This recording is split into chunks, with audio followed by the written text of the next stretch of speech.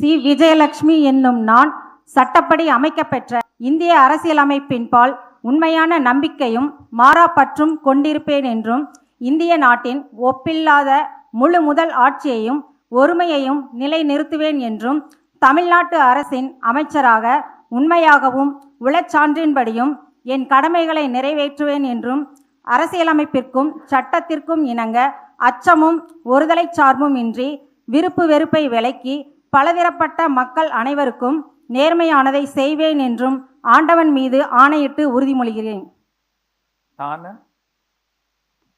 விஜயலட்சுமி என்னும் நான் தமிழ்நாட்டு அரசின் அமைச்சர் என்ற முறையில் எனது கவனத்திற்குள்ளாவதும் தெரிய வருவதுமான எந்த பொருளையும் அமைச்சரின் கடமைகளை உரியவாறு நிறைவேற்ற தேவையான அளவுக்கன்றி ஒருவரிடமோ பலரிடமோ நேர்முறமாகவோ மறைமுகமாகவோ அறிவிக்கவோ வெளிப்படுத்தவோ மாட்டேன் என்று ஆண்டவன் மீது ஆணையிட்டு உறுதிமொழிகிறேன்.